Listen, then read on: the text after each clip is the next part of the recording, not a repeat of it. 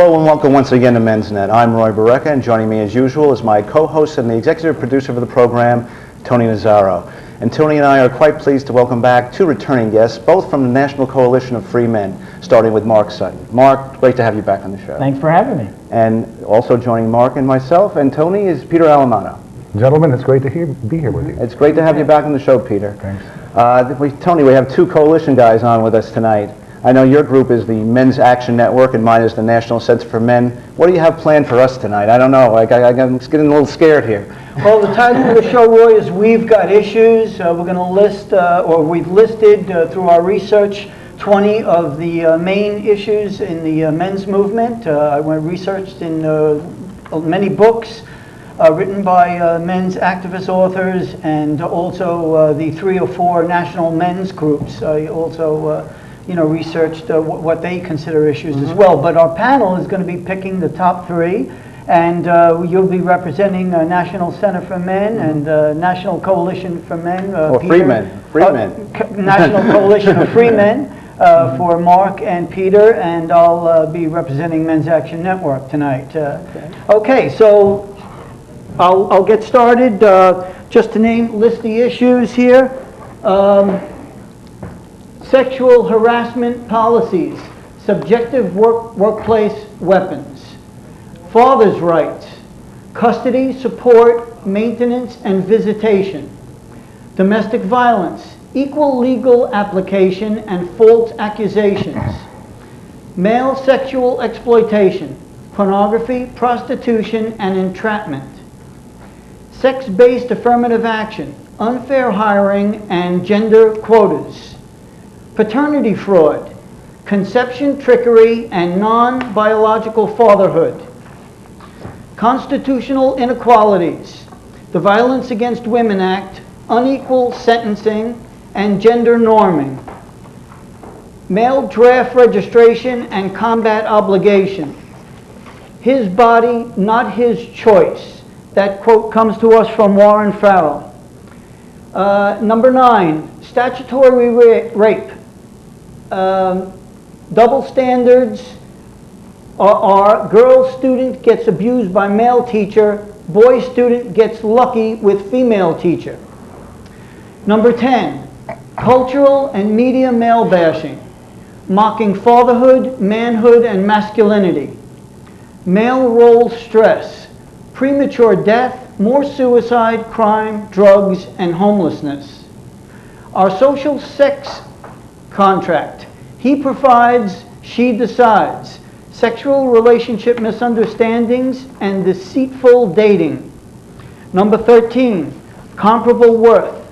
Equal pay for unequal work. Number 14, sexual assault law.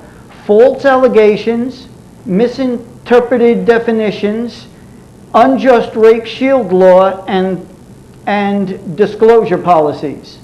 Number 15, non-existent men's reproductive rights. Roe v. Wade for men, from Mel Fight. Abortion, adoption, and birth consent and notification. Academic bias. Preferential programs and admissions. Title IX. Speech codes. Women's studies courses, and women-only schools. Number 17, over 100 national feminist organizations, selfish advocates disregarding families and society. Quote, no one stops at equality. That's my quote. Diminished. 18, diminished political clout, a majority female electorate and lackey male politicians. Number 19, women's health clubs and sports, sexist sanctuaries, and equal pay for equal prize money for different categories. And number 20, disposable fathers, the destruction of our nation's families, and parental alienation. Well, you certainly covered it all there. Yeah, I think those are all our top issues. I hope so. I hope so. Well, let me start. I'll start the ball rolling and picking the top 3. My top 3. We have gotten calls over the years. I've been doing this in this business about 20 years now, and I think one of my top three, not necessarily order of importance, would have to be fathers' rights. We get so many calls from men going through divorce who really feel like they come up with the short end of the stick. Most of the time they lose their house, the kids, and it's just devastating for them. And that should be also included antiquated divorce laws, probably. Right, of course, that's all included. Number two for me would be non-existent reproductive rights, parental notification and consent for abortion, adoption, and birth. I think that is a human right, just like women have, Roe versus Wade, that men should decide whether they're going to be fathers. It's that big an issue. And we have the technology and the laws that we should, be able to handle that. Yeah. And my third is the over 100 national feminist organizations. I feel that our problems and this inequality for men started with these groups forming back in the late 60s. They advocate for themselves, and I think that it's time to have men's organizations counteract and challenge some of their issues. Okay, well, I have some slightly different priorities, and I'm going to give mine in order. And my first one is might be a little surprising, but I think it's understandable. I'm going to slightly change your definition of number 10. Okay. You have cultural and media male bashing, mocking fatherhood, manhood, and masculinity. And I would just slightly expand that topic to say that men have the right to be heard. Men have the right to have their issues borne out in the public sphere.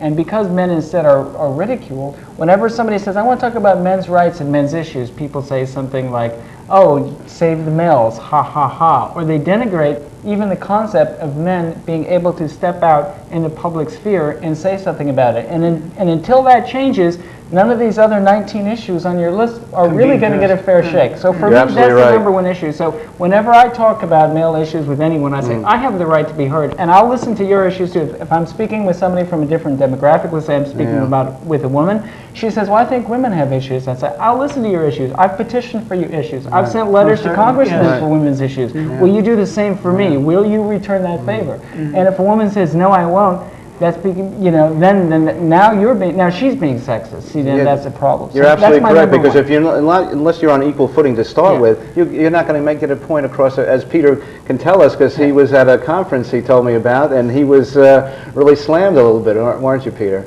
Well, the name of the conference was the American Men's Studies Association Conference. They hold it every year, and a lot of the presenters had a very heavily feminist slant to it. And as a member of the National Coalition of Free Men, Mark and I have to agree with Mark in his contention that just hearing about the existence of men's rights is the underlying fundamental issue upon which the others rest. To put it another way, so that we can get another grasp on the whole picture, the number one problem facing the men's movement is the perceive of a lack of a need for a men's movement at all. Definitely. And so I would agree with Mark that number 10 on this really fine list that you gentlemen have put together for me is very important. Peter, before you go any further, Mark didn't list your other two. That's all right. We can go out of order, Tony. Okay. Go ahead, Mark. Go ahead. Number 2 is, I didn't see this on here, actually. I'm going to have to add a number 21. Okay, all right. And I'm talking about the United States here, but it could be true globally. But in the United States, there are about 2 million men in prison. I mentioned crime. Okay, so if you, whichever number was, I'm sorry.